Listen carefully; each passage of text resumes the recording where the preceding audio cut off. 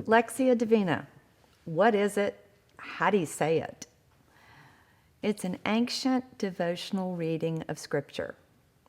You can say it either Lectio Divina or Lectio Divina, and you're not wrong. Hopefully, you'll try practicing it. It's a way to encounter God through reading the Scripture. We approach a small amount of Scripture by reading it 4 times and pausing between each reading. We are seeking to be both a listener and a participant in the Scripture, and not so much reading for biblical knowledge or information. It's an ancient practice that the church had for many, many years before most of the parishioners were literate. It was a way of teaching people to attend to the Scripture that they heard read in worship services. Because it's so grounded in Scripture, Lectio Divina is really a bedrock practice for other spiritual practices. We Westerners tend to read for information, which establishes us as the master of a text. But in Lectio Divina, we are putting ourselves in a posture of surrender to the text. We are underneath that text, and we are looking for the Spirit within the words and behind the words. We can use our imagination to envision ourselves in a narrative or notice sensations or reactions that we have to things that are read. The goal is reading for relationship. So how do you do it? There are 5 steps. They have fancy Latin names, but we're going to change them to 5 R words. The first thing to do is to choose a passage of Scripture, and generally not too long. No set number of verses, but 4, 5, 10, maybe after that might be getting a little long. And the 5 words are relax, read, reflect, respond, and rest. So step 1, you relax. You just take a few deep breaths. Tell God you are there. Here I am, Lord. Show me your ways, open my eyes, whatever way you would like to say that, to let him know you are seeking to hear him speak to you through his word. And then for the first time, you read the passage aloud. You can also find lots of good resources online if you just Google Lectio Divina, and there are several free apps you can put on your phone and have Scripture read to you, and that's a wonderful way to do this practice. So the Scripture is read the first time, and as it is read, you are listening for that word or phrase that jumps out, or a particular character that catches your attention, or if you are reading it silently, what word just seems to jump off the page at you. And spend a few minutes thinking about that in silence after the first reading. The second time you read it, pause for some silence again, but listen through that second time and reflect. Whatever jumped out at you, whatever word that was shimmering, think about how that might be connected to your own life. What might be significant about that? And is there an invitation from God for you to join with him around whatever that word or phrase is, or particular part of a verse that seems to be speaking to you? Then you're going to read it a 3rd time, or have it read a 3rd time. And after that reading, in the moment of silence, you are going to respond to God. And in that time, you are asking God, how do you want me to respond to the connections I've made with this part of your word? And you might offer a prayer or even write out a prayer to him in that space. And then you read it a 4th time. And this time, our word is rest. You just sit in God's presence and allow yourself to be content with him and the experience of having met him through his word. That's it, 5 steps. Relax, read, reflect, respond, and rest. I hope you'll give Lectio Divina a try, and may the Spirit of Christ dwell with you as you meditate on his word. In Christ alone, my hope is found. He is my light, my strength, my song. This cornerstone, this solid ground, firm through the fiercest drought and storm.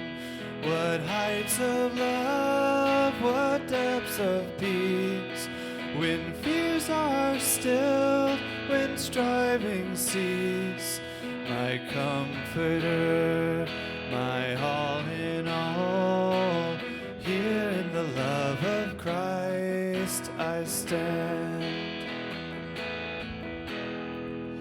In Christ alone, who took on flesh, fullness of God in helpless babe, this gift of love and righteousness, scorned by the ones he came to save.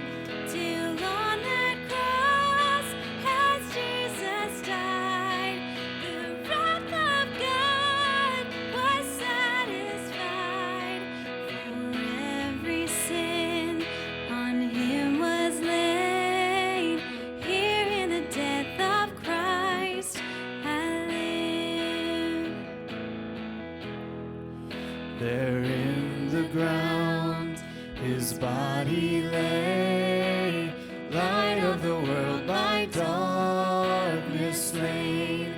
Then bursting forth in glorious day, up from the grave he rose again. And as he stands in victory, sin's curse has lost its grip on me. For I am his and he is mine, bought with the precious blood of Christ. No guilt in life, no fear in death. This is the power of Christ in me. From life's first cry to final breath, Jesus commands my destiny.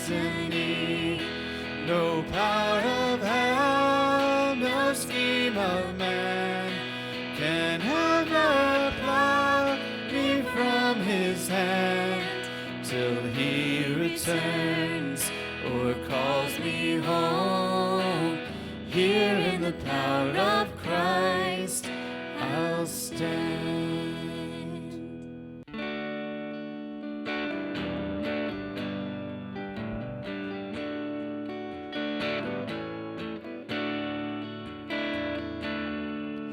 How deep the Father's love for us, how vast beyond all measure, that he should give his only Son to make a wretch his treasure. How great the pain of searing loss, the Father turns his face away, as wounds which mar the chosen one bring many sons to glory.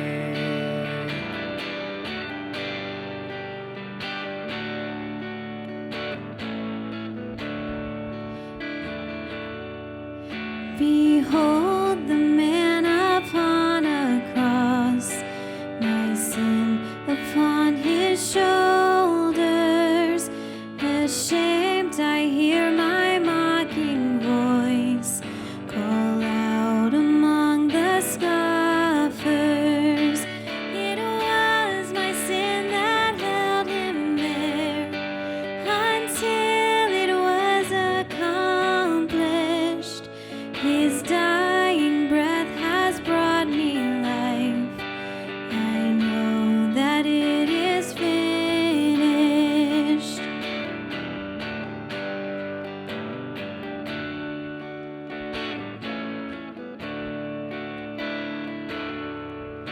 I will not boast in anything, no no power, no wisdom, but I will boast in Jesus Christ, his death and resurrection.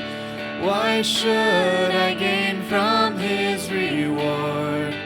I cannot give an answer, but this I know with all my heart: his wounds have paid my ransom.